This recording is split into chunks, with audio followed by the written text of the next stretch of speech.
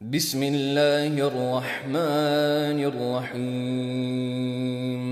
إذا الشمس كورت وإذا النجوم انكدرت وإذا الجبال سيرت وإذا العشار عطلت وإذا الوحوش حشرت وإذا البحار سجرت وإذا النفوس زوجت وإذا الموءودة سئلت بأي ذنب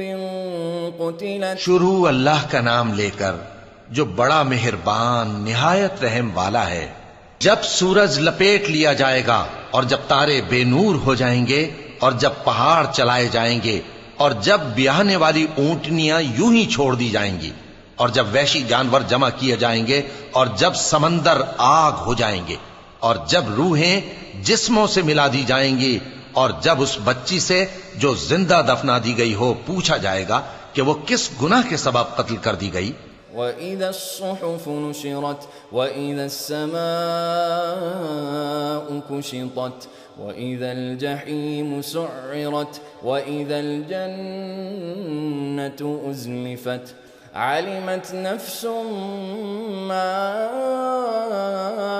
احضرت. اور جب اعمال کے دفتر کھولے جائیں گے اور جب آسمان کی کھال کھینچ لی جائے گی اور جب دوزخ کی آگ بھڑکائی جائے گی اور جب بہشت قریب لائی جائے گی تب ہر شخص معلوم کر لے گا کہ وہ کیا لے کر آیا ہے. فلا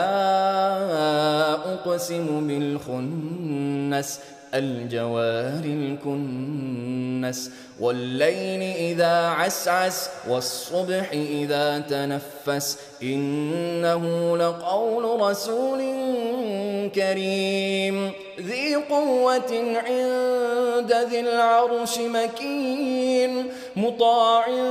ثم أمين. پس میں ان ستاروں کی قسم کھاتا ہوں جو پیچھے ہٹ جاتے ہیں اور جو سیر کرتے اور غائب ہو جاتی ہیں، اور رات کی قسم جب وہ پھیلنے لگتی ہے اور صبح کی قسم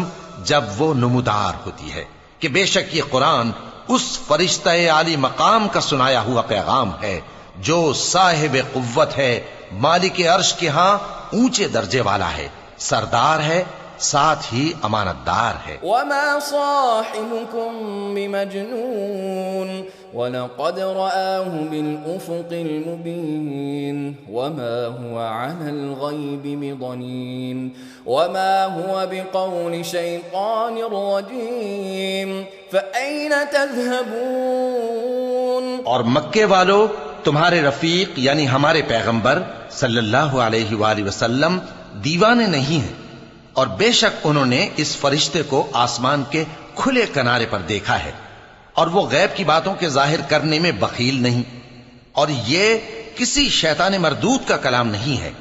پھر تم لوگ کدھر جا رہے ہو؟ ان هو الا ذکر للعالمین لمن شاء منکم ان یستقیم وما تشاءون الا ان يشاء الله رب العالمین.